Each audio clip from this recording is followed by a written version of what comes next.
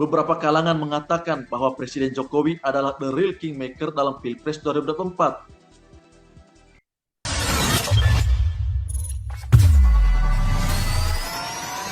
Apakah dengan adanya 3 poros koalisi, yakni koalisi 5 parpol, PDIP, dan koalisi perubahan, akan melanggengkan perjalanan Pak Anies?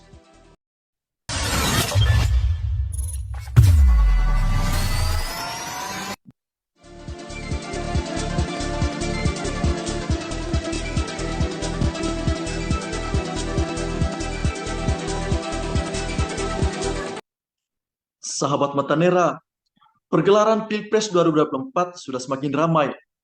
Para elit partai politik tanah air mulai semakin sibuk bersilaturahmi antar partai, dari mencari rekan koalisi sampai lobi-lobi soal calon presiden dan calon wakil presiden. Sejauh ini, koalisi perubahan yang sudah menandatangani kesepakatan tentang koalisi. Mereka bersepakat mengusung sosok mantan Gubernur DKI Jakarta, Bapak Anies Baswedan. Koalisi ini cukup menarik untuk dibahas. Koalisi perubahan terdiri dari 3 partai parlemen, yaitu Partai Nasdem, Partai Demokrat, dan PKS. Memang ada Partai Umat yang secara getol mendeklarasikan politik identitas, tapi Partai Umat bukanlah partai yang memiliki kursi di parlemen. Banyak kalangan beranggapan dukungan Partai Umat terhadap Bapak Anies Baswedan dalam Pilpres 2024 tidak memberikan pengaruh yang signifikan, kecuali hanya mempertegas tuduhan Pak Anies dan politik identitas. Maklum, Partai Umat adalah partai baru, dan hasil rilis lembaga survei, Partai Besutan Amin Rais ini memiliki elektabilitas yang rendah, masih dikategorikan partai yang terancam tidak lolos ke parlemen. Hal menarik dan mencengangkan adalah gerak politik yang dimainkan oleh Presiden Jokowi. Beberapa kalangan mengatakan bahwa Presiden Jokowi adalah the real kingmaker dalam Pilpres 2024. Dalam sejarah kepemimpinan Indonesia, Bapak Jokowi adalah satu-satunya presiden yang secara aktif mempersiapkan calon penerusnya. Langkah politik taktis Bapak Jokowi cukup beralasan demi memastikan bahwa sosok yang akan menggantikan dirinya adalah orang yang bukan antitesa dengan beliau. Kerja politik Presiden Jokowi memang dikritisi oleh sebagian pengamat. Dalam hal ini, tuduhannya adalah istana terlibat dalam politik praktis dan bisa jadi berpotensi mengintervensi proses pemilu nantinya. Tetapi ada baiknya juga Bapak Jokowi memastikan penerusnya. Pemerintah perlu mengupayakan keberlanjutan program dan kebijakan yang sudah dikerjakan selama 2 dekade kepemimpinan Bapak Jokowi. Dengan kata lain, beliau mesti menyiapkan calon presiden yang betul-betul akan meneruskan apa yang baik yang sudah terjadi selama ini. Beberapa hari yang lalu, Pak Jokowi mengikuti bukber bersama 5 ketum parpol koalisinya. Dengan sangat terang, hal tersebut bukan sekedar bukber. Acara tersebut diinisiasi oleh Partai Amanat Nasional, yang hadir antara lain Ketua Umum Partai Gerindra, Pak Prabowo, Ketua Partai Golkar, Partai Kebangkitan Bangsa, dan P3. Dalam silaturahmi tersebut, Pak Jokowi curhatan politik soal mumetnya persoalan sepak bola tanah air sampai pembahasan Capres dan Cawapres untuk Pilpres 2024. Dari informasi yang kita peroleh dari beberapa media, setelah buka puasa bersama tersebut, Presiden melanjutkan pertemuan tertutup bersama 5 ketua parpol tersebut. Dari bukber bersama Partai Amanat Nasional, ada 2 hal menarik dan menjadi sorotan publik. Pertama, soal ketidakhadiran Ibu Megawati, Ketua PDIP. Mengejutkan dan memunculkan banyak tafsiran. Soal ini memang sudah diklarifikasi oleh kader senior PDIP. Pak Hasto Kristianto menjelaskan alasan tidak hadirnya Ibu Megawati. Pak Hasto menegaskan bahwa betul Ibu Megawati diundang. Undangan tersebut khusus untuk Ibu Mega sebagai Ketua Umum PDIP. Karena itu tidak bisa diwakili. Absennya PDIP dalam pertemuan tersebut memunculkan beragam pertanyaan. Saya dan barang tentu sahabat Matanera menyoroti 2 poin saja. Yang pertama soal perang dingin antara Presiden Jokowi dan PDIP. Seperti yang kita ketahui, PDIP salah satu partai politik yang getol menolak kedatangan timnas Israel dalam pergelaran Piala Dunia U20.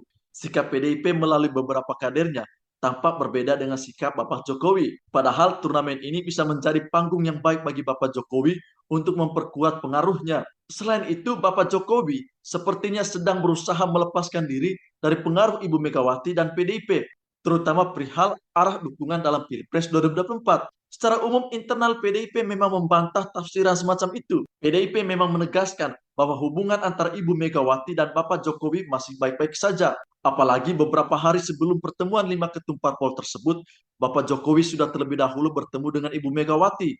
Kedua, buka puasa bersama tersebut serentak menjadi wadah bertemunya 2 koalisi menuju Pilpres 2024.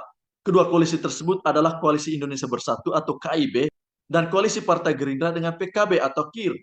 Koalisi Indonesia Bersatu terdiri dari Partai Golkar, P3, dan PAN. Dua koalisi ini sudah lama berkomunikasi, bahkan sudah mendirikan sekretariat bersama atau sekber, namun mentok pembahasan soal capres dan cawapres. Tetapi menariknya, pasca pertemuan 5 parpol tersebut mencuat wacana penggabungan koalisi dan menjadi koalisi besar. Wacana koalisi besar tersebut sontak menjadi bahan perbincangan publik. Tetapi lagi-lagi publik menilai koalisi besar tersebut kemungkinan besar tanpa PDIP. Dalam hal ini, PDIP ditinggalkan oleh kawan koalisinya dalam pemerintahan Presiden Jokowi. Apakah seperti itu? Tidak pasti juga. Soal politik adalah seni mengelola kepentingan. Pasca silaturahmi 5 ketua partai politik bersama Bapak Jokowi, muncul dan mencuat kemungkinan 3 poros koalisi dalam Pilpres 2024, yakni koalisi besar yang diinisiasi oleh partai politik yang saat ini masih berada dalam koalisi pemerintahan Jokowi, akan berlawanan dengan koalisi perubahan yang mengusung Anies Baswedan dan berhadapan dengan PDIP. Bisa dikatakan bahwa munculnya poros koalisi besar tersebut sebagai wujud komitmen dukungan dari para ketua umum parpol yang menjabat sebagai menteri dalam konteks kandidat calon presiden dan capres yang direstui oleh Presiden Jokowi. Andai kata ketiganya terbentuk, apakah koalisi tersebut akan melanggengkan perjalanan Pak Anies Baswedan menjadi presiden pasca 2024? Sepertinya kemungkinan ini cukup sulit terjadi. Pak Anies tidak mungkin melanggeng cepat dalam Pilpres 2024. Andaikan koalisi besar saja yang terbentuk dan PDIP bergabung, maka akan berhadapan langsung dengan koalisi perubahan. Peluang Pak Anies semakin berat dan menantang. Dalam hal ini, koalisi perubahan dengan jumlah kursi yang kecil di DPR akan berhadapan dengan koalisi besar. Lagi pula, kalau diperhatikan secara jeli, koalisi perubahan dan koalisi 5 partai lebih maju koalisi 5 partai. 5 partai politik tersebut sudah mempertemukan sosok penting dan kunci dalam partai mereka, yakni ketua umum masing-masing parpol. Sedangkan koalisi perubahan belum sempat mempertemukan secara bersama-sama ketua partai Nasdem, PKS, dan ketua umum partai Demokrat. Meskipun ketiga partai tersebut sudah menandatangani kesepakatan untuk mengusung Pak Anies Baswedan sebagai Capres 2024. Kita tahu dari anggaran rumah tangga partai koalisi perubahan, Ketua Umum memiliki hak untuk memutuskan kebijakan strategis soal partai politik, termasuk soal urusan menentukan Capres dan Cawapres. Apakah dengan adanya 3 poros koalisi, yakni koalisi 5 parpol, PDIP, dan koalisi perubahan, akan melanggengkan perjalanan Pak Anies? Bagi saya tidak tentu. Sahabat Mata Nera yang memiliki jawaban bisa tulis di kolom komentar.